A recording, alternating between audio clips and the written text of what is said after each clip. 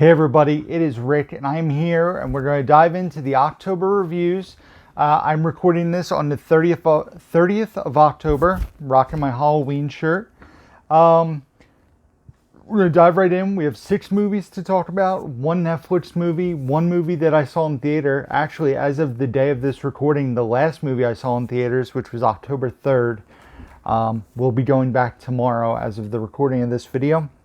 And then a handful of stuff on physical media. So that's what we're going to talk about today. 6 movies in total to review. The first movie I watched was on Netflix. It is a film called The Long Dumb Road.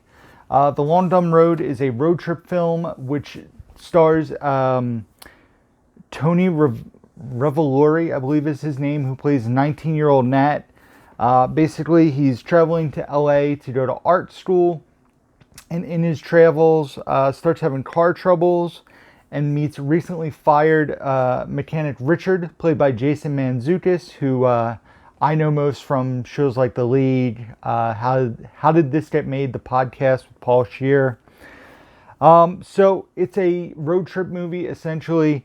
And there's some laugh out loud moments early on in the film, especially moments of dialogue that really stood out to me. But the movie doesn't feel like it's enough content for a full-length film. And what I mean by that is there's lots of just dead space that needs to be filled in this film. And it's filled by subpar side characters and whatnot. So that part of the movie kind of took me out of it, honestly. It's a coming-of-age film, which is, I always enjoy quite a bit. But, Nat is the main character. It's more of a coming-of-age story for him. But it's a formulaic story, honestly. Like I said, it's an hour and a half long, but it kind of has to stretch to get to that point. The 2 leads kind of teach each other things. Richard being the out-of-work mechanic. Nat being the young kid who's getting ready to go to art school. I like to clarify or classify this movie as the perfect background film. So while you're doing stuff, to have it on TV in the background, it was fine enough for that. But nothing stand out. I'm glad I checked it out. It was a one-time watch for me.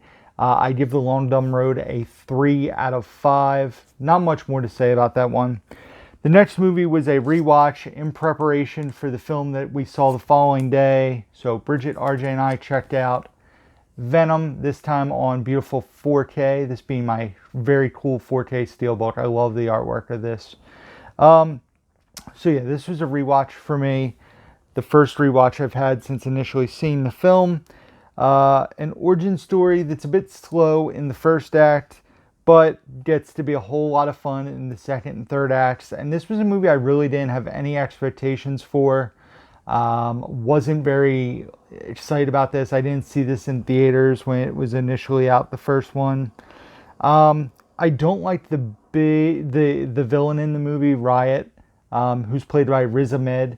I really enjoy his regular character when he's not a supervillain. Carlton Drake, I think he plays him very well, but I'm not a fan of Riot as the villain in this movie. Plus the mid-credits setup for the second film, so well done, and really had me excited to check out Venom, Let There Be Carnage, which we'll talk about momentarily. So I gave the first Venom a 3.5 on a rewatch.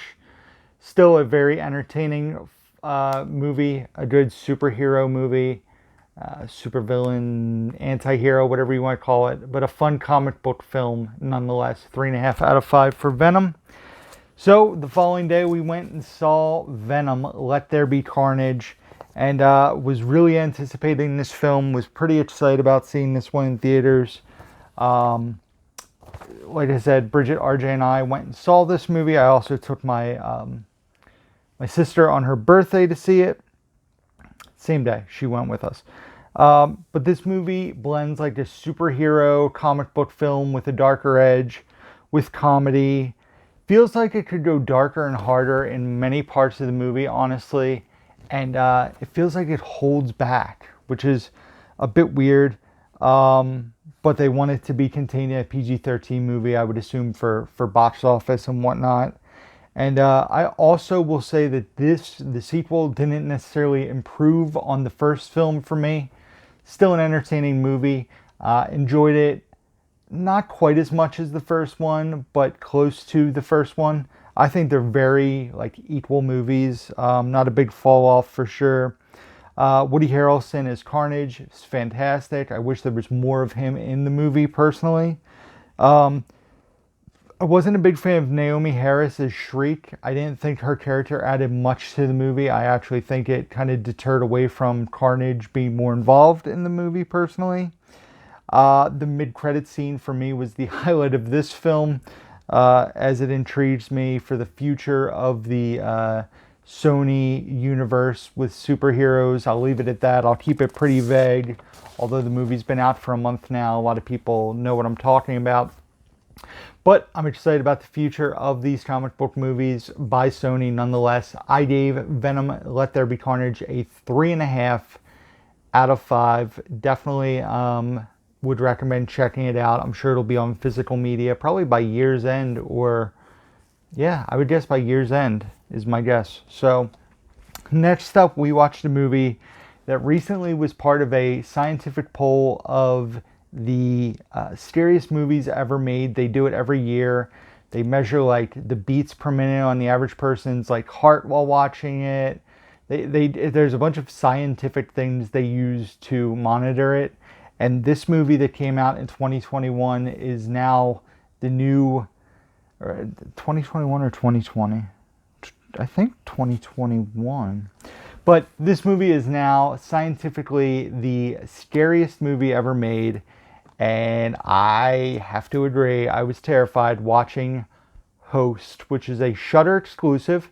The movie has basically a 1 hour runtime. I think, 65 minutes is the runtime on this. As you can tell by the bottom, thanks to 2020, it takes place over a Zoom phone call. And man, this movie scared the crap out of me. Literally watched the second half of it like this. I kept jumping. There's some crazy jump scares in this movie, legitimate jump scares in this movie for sure. Basically, this movie was done over lockdown, through Zoom call with practical effects and the actors themselves setting up, their makeup, the special effects needed or that they used in the film. The movie does a great job. An hour is a perfect amount of time. It ties to the whole Zoom thing, which works well. The suspense is built up so well in this movie that, like I said, the second half, I was on the edge of my seat, freaking out, yelping, punching pillows, all the things I do when I'm legit scared watching a film. A creepy movie that is definitely worth checking out. I've actually lent this to a coworker of mine. I lent it to my younger sister to watch. And I think I might actually keep this because it was so creepy. I could see myself watching this again. The other thing is you have to really pay close attention when there's like 5 or 6 cameras on the screen, because there's little things that'll happen in cameras, and like we were pausing it and going back in the early part specifically, because one of us would miss something because there's so much going on in the screen. But Host was super creepy.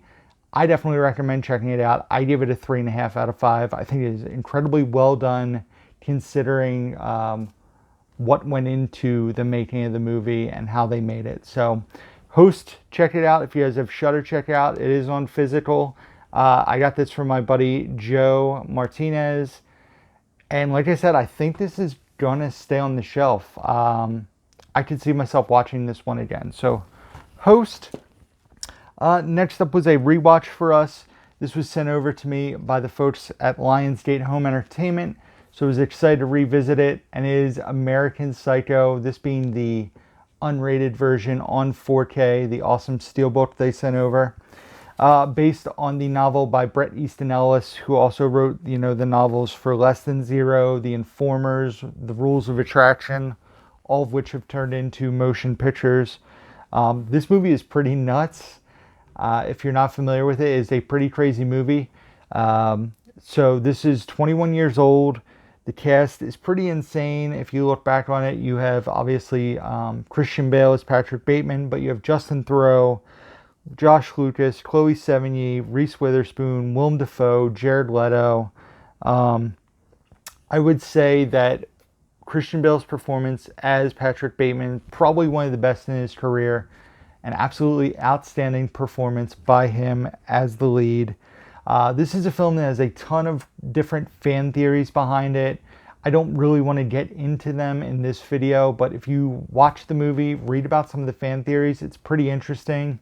It'll lead you to watch the movie with different eyes, which is how I watched it this time, because I've been familiar with a lot of the fan theories. Specifically, there are also two scenes in this movie I particularly love, although dark and twisted. They both involve him talking about music groups. The first, Huey Lewis and the News. The second, my personal favorite, is when he talks about Phil Collins and Genesis. Just a really crazy scene, but also like a pretty interesting look at a pretty crazy, interesting person. But this is a dark and twisted film that I truly enjoy. I gave American Psycho 4 out of 5. Definitely one I recommend. Definitely a wild watch, especially for a first time watch. It's a pretty crazy movie for a movie that was, a mainstream title. So, and last but not least, and I don't know if I ever showed this in a pickup video. I honestly am not sure. We got this from eBay because going back to that scientific study about the scariest movies, this was the previous winner like multiple years in a row. It moved down to number 2 below The Host. It was a movie Bridget said we should grab to check out. So I got it off of eBay, and that is a film called Sinister, which stars, why can't I think of his name? Just blanked. Ethan Hawke is the lead. And so we're diving into scary movies. The girlfriend recommended checking this one out. Very, very, very creepy film. Basically about a family that moves into a house, and the dad, Ethan Hawke, is like a true crime writer. He writes books. He's been in heat before for stuff he's written, going after like police departments. And he moves his family into the house where this previous family, except for one member that disappeared, had all been hung in a tree. And basically he starts watching these home movies that he finds up in the attic in the house. And all sorts of craziness starts to happen. This movie does have predictable jump scares, which surprised me, for a movie that's, so regarded as super scary. But the story itself and some of the things that occur in the story are what's truly creepy and scary about the movie. I always say when little kids are involved, the movie's extra creepy. I don't like scary movies with little kids. They freak me out more because I have a son who's 11. But the movie has very creepy visuals in it. And I heard that, I don't want to spoil, well, this movie's, how old is this movie? This movie's almost 10 years old. So apparently in all the home videos, there's a creepy character that makes an appearance in all the videos. And obviously you're not looking for that character until a certain part of the movie. So on a rewatch, I would be more interested to go back and like watch those scenes and see if I can pick out a certain character. I also know there's a sequel to this, but I heard the sequel is not very good. But I'm kind of curious now because I enjoyed this one. So maybe I'll be able to find it inexpensively at some point down the line and check it out in the future, maybe next Halloween. So Sinister, I gave a 3.5 out of 5 too. Definitely a creepy movie. Definitely one I recommend you guys check out if you have not seen. And that is it, guys. We're done. Reviews for the first week of October 2021. 6 movies talked about. Plenty more coming up in the following weeks. Some non-scary movies too. So please stay tuned, and obviously, hopefully you enjoyed the video. Give it a thumbs up if you did.